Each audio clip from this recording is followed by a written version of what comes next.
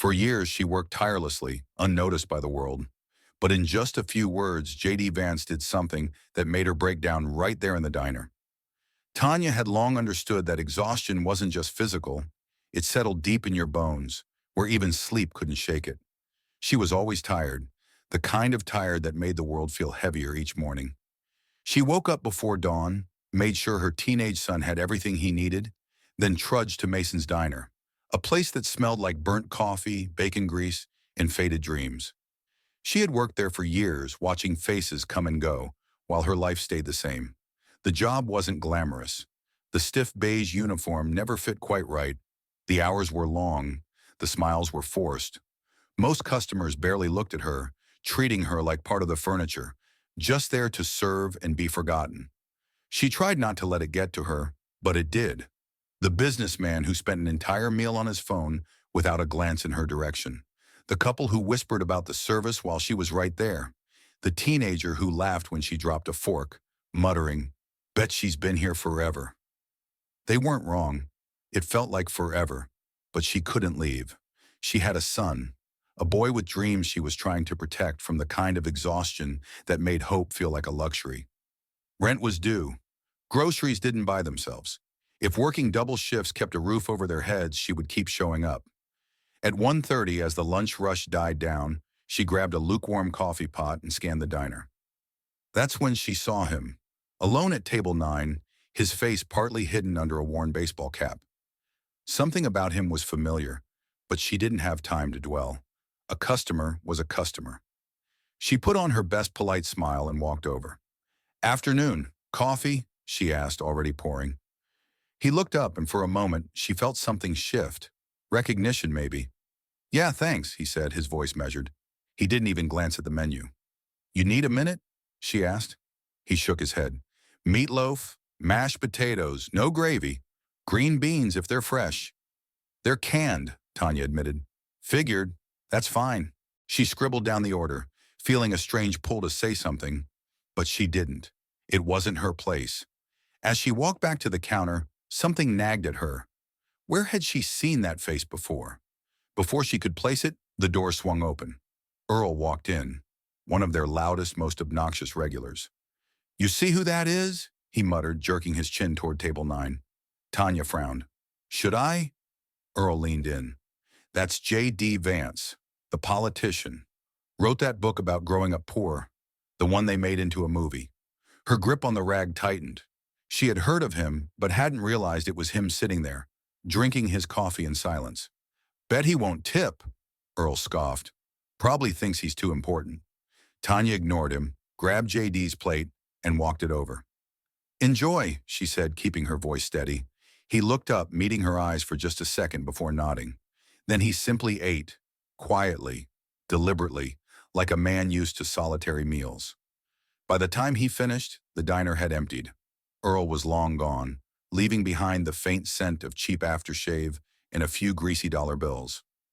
Tanya was clearing a nearby table when she heard a chair scrape against the floor. J.D. Vance stood, reached into his pocket, and placed a folded check under his plate. No words, no drawn-out goodbyes. He just walked out, the doorbell giving a tired jingle behind him. Tanya sighed, grabbed a rag, and moved to clear the table. She wasn't expecting much. Maybe a standard tip, maybe nothing at all. But when she picked up the check, her hands went still.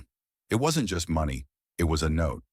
"For your kindness, for your patience, for the things you've endured that you shouldn't have had to. I see you, I honor you. Thank you for everything you do." Her breath hitched.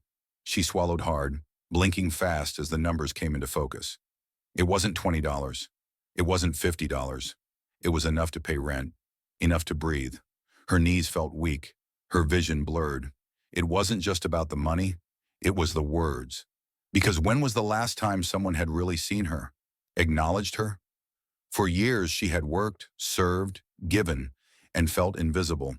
But today she wasn't, and she would never forget this moment. The check trembled in her hands. The words echoed in her chest. "For the things you've endured that you shouldn't have had to." Life had never given her time to dwell on things. Bills didn't wait. Work didn't care if you had scars. But those words cracked something open inside her. Memories she had buried long ago. The long nights at the kitchen table, past due notices stacked beside an empty checkbook. The time her 6-year-old son tugged at her sleeve and whispered, "Mama, can we have the lights back on soon?" After their power was cut, the job before this one, where she worked twice as hard but watched others get promoted while she was told to be patient. She had swallowed so much over the years. The exhaustion, the unfairness, the moments she wanted to scream but didn't, and no one had ever noticed. Until now. She wiped her cheek quickly, stuffing the check into her pocket before anyone saw. She still had work to do, but something had changed. The weight on her chest felt lighter. When a man at table 4 struggled to count out exact change for his coffee, she let it go. When a young couple left a mess, she didn't sigh, just cleaned it up and moved on. When her co-worker Marcy grumbled about covering a shift, Tanya simply said, "I'll take it." Marcy blinked. "You sure? You never take extra shifts if you don't have to." Tanya hesitated. She was always scraping by, counting every dollar. But today she could afford to be generous. "Yeah," she said, "you deserve the night off." That night after her shift, she didn't go straight home. Instead, she stopped at Everett's grocery. She bought the essentials, milk, eggs, bread.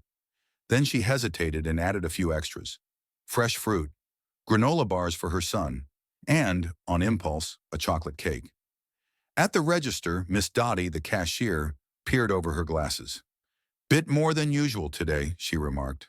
Tanya smiled, pulling out the check. "Not a problem tonight." Miss Dottie looked at the paper, then at Tanya. Her face softened. She didn't ask questions. She didn't need to. "Good for you, honey," she said. As Tanya loaded the bags into her car, she noticed a woman sitting on the curb, a little girl curled up beside her. Their tired eyes told a familiar story. Tanya could have driven away, pretended she didn't see, told herself someone else would help. But she knew the truth. She grabbed a bag and walked over. "Here," she said softly, "some food for you and your little one." The woman's lips trembled. "Thank you," she whispered. Tanya just nodded. "I know how hard it is." Driving home, her chest felt lighter, because today she wasn't just surviving. She had enough to give. And maybe that was the real lesson. The smallest kindness could change everything. If this story resonated with you, take a moment today to really see someone. A kind word, a small gesture. It might mean more than you'll ever know. And if you'd like more stories like this, don't forget to subscribe.